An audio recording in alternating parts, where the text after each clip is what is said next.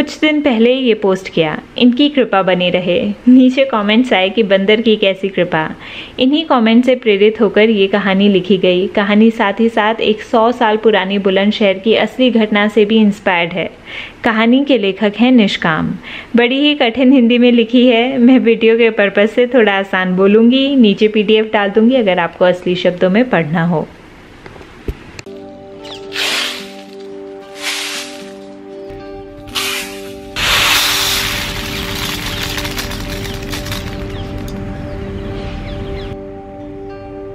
बुलंदशहर के सिकंदराबाद कस्बे में एक जगह है कुत्ते की कब्र।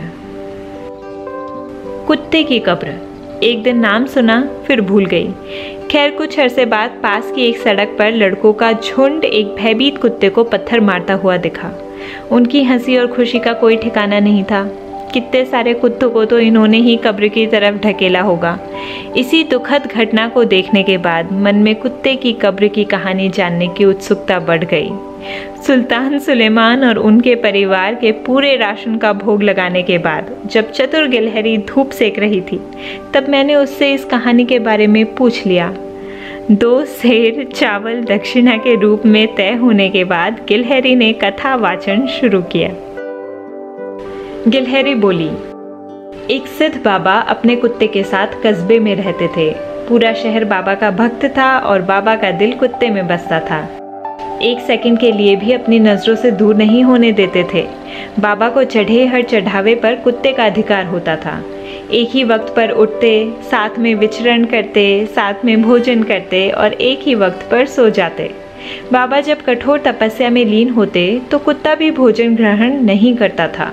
लोग कहते थे कि बाबा और उनका कुत्ता दोनों सिद्धि प्राप्त कर चुके हैं। बाबा हृदय से उदार थे, मुट्ठी खोलकर मदद करते थे। एक बार एक दरिद्र बाबा के दर पर पहुंचा। बाबा ने अपनी झोली खाली कर दी, लेकिन विपन्नता की खाई इतनी ज़्यादा गहरी कि बाबा की झोली गरीबी का गड्ढा नहीं भर पाई। फिर बाबा ने एक साहूकार भक्त से कुछ उधार लेकर गरीब व्यक्ति की मदद की। साहूकार लाख मना करता रहा, लेकिन बाबा उसके चढ़ावे को उधार ही मानते रहे। बाबा ने हृदय को वज्र बनाकर कठोर निर्णय लिया। उधारी पूरा करने के लिए अपना प्रिय कुत्ता साहूकार को सौंप दिया। साहूकार फिर से लाख मना करता रहा, लेकिन उसकी पिछली बार कौन सी चली थी कि इस बार चलनी थी। इस हृदय विदारक वृत्तांत को सुनाते सुनाते गिलहरी की आंखों में आंसू आ गए। उसने खुद को संभालने के बाद फिर से कथा प्रारंभ की।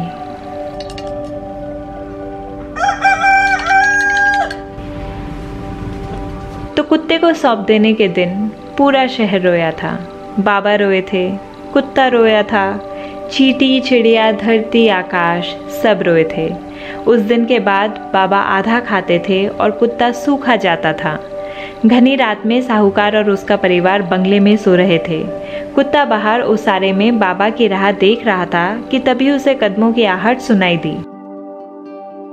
पल भर के लिए तो खुशी में पूंछ यूं हिलाई कि धरती अपनी धुरी पर डगमग हो गई, लेकिन फिर नकाबपोशों को देखकर समझ गया कि साहूकार की अमीरी ने आखिरकार सेंधमारी को आकर्षित कर ही लिया था। बिजली की लपट के साथ कुत्ता डाकुओं पर झपटा। डाकू भी बाबा के भक्त थे। सिद्ध कुत्ते को पहचान गए और हाथ जोड़कर भाग निकले। इस आपाधापी ने सबकी नींद तोड़ दी। साहूकार दीवार में बने छेद को देखकर समझ गया कि कुत्ते ने बाबा का उधार चुका दिया है। अगले दिन सवेरे सवेरे कुत्ते के साथ बाबा के आश्रम रवाना हुआ। आश्रम में काफी देर तक इंतजार किया, परंतु बाबा नहीं मिले। फिर सेठ ने पूरा वृतांत एक कागज पर लिखा कि उधारी चुक गई है और कुत्ते को बाबा के पास ही रहना चाहिए। इस कागज को मोड़कर कुत्ते के गले में टांग दिया और वापस घर को आ गया। थोड़ी देर बाद बाबा वन से लौटे। आश्रम में कुत्ते को देखकर बाबा की आंखें चमक गईं, लेकिन अगले ही पल एहसास हुआ कि अब तक उधारी तो नहीं चुकाई थी और कुत्ता भी वापस आ गया। बाबा को घोर अपमान की भावना ने ग्रस्त कर लिया। क्रोध से कांप उठे। कुत्ता बाबा की धोती के पास आकर वात्सल्य का प्रदर्शन करने ही लगा था कि बाबा ने क्रोध में कुत्ते को शाप दे दिया। क्षण भर में कुत्ते की मृत्यु हो गई। कुत्ता जमीन पर अचेत पड़ा हुआ था। बाबा दीमक से चटे पेड़ की तरह भर भरा कर गिर गए। कुत्ते से लिपटे और दहाड़ मारकर रोने लगे। फिर बाबा को पर्ची मिली। पूरी बात समझकर बाबा का सुध बुध खो गया। आत्मग्लानि ने बाबा के शरीर से मानो पूरा खून सोख लिया हो। बाबा कुत्ते के शव के ठीक बगल में बैठे और तब तक बैठे रहे जब तक बाबा के प्राण पखेरु उखड़ नहीं गए। बाबा और उनका कुत्ता मृत्यु में एक हो गए। गिलहरी फिर से रो रही थी। सुलेमान के परिवार की भी आंखें नम थीं। चींटियों का करुण क्रंदन असहनीय था।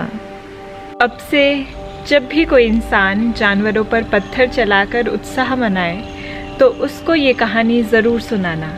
आप गिलहरी बन जाना।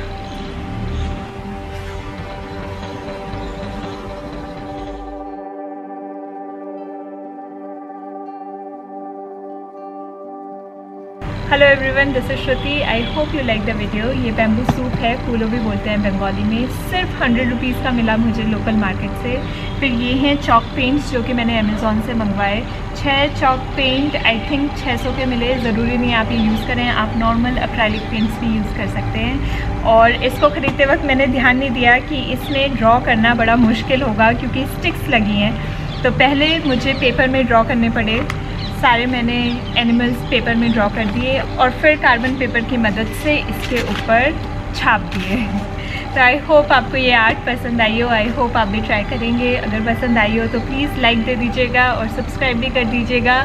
मैं मिलूँगी आपको नेक्स्ट मंडे एक नए वीडियो के साथ। तो बंदर की कृपा आप पर बनी रहे, आपकी कृपा बंदर पर और उसकी कृपा हम सब पर।